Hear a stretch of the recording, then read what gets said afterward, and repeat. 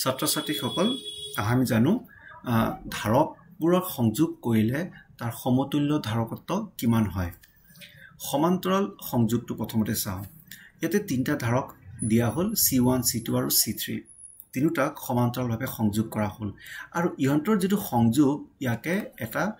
battery এটা কোষৰ লগত সংযোগ কৰা হৈছে এটা চাবিৰ সৈতে এই সম্পৰ্কত সকলো ধাৰকৰ সমান বিভৱ থাকে কিয়নো এইটো যেটো আমি ব্যাটাৰী কথা কৈছো এই ব্যাটাৰীটোৰ দুটা মূৰ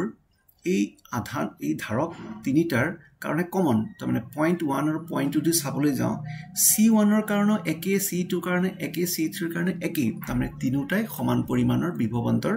পাব কিন্তু এই ব্যাটাৰীটোৰ পৰা সকলোতে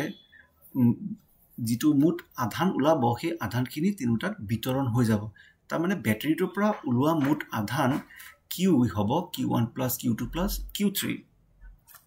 আমি পাইছিলো যে C = Q by V তেতিয়া হলে Q কি হ'ব আধান হ'ব ধাৰকত্ব পূৰণ বিভৱ তেতিয়া Q লিখিব পাৰিম CV য'ত C2 হ'ল সমতুল্য ধাৰকত্ব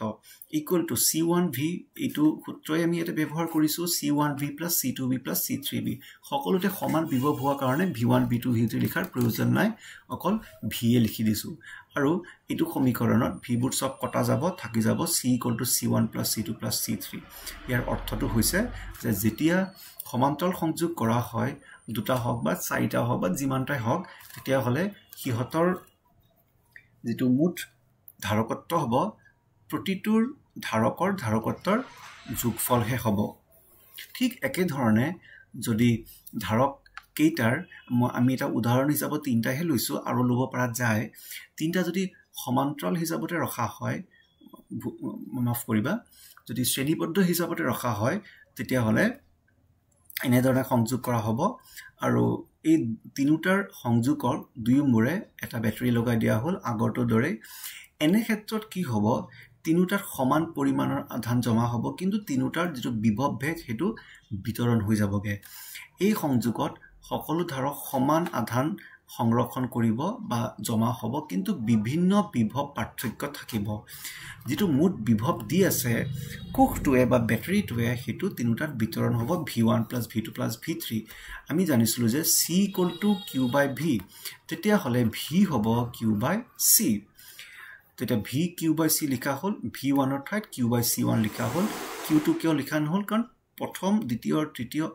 ধাৰকটোৰ মাজত সমান পৰিমাণৰ আধান সঞ্চয় হ'ব Q by C1 plus Q by C2 plus Q by C3 সকলো Q কটা যাব থাকি যাব 1 by C = 1 by C1 plus 1 by C2 plus 1 by C3 যেতিয়া শ্ৰেণীবদ্ধ সংযোগ থাকিব তেতিয়া যেটো সমতুল্য ধাৰকত্ব 1 by C হ'ব 1 by C1 plus 1 by C2 plus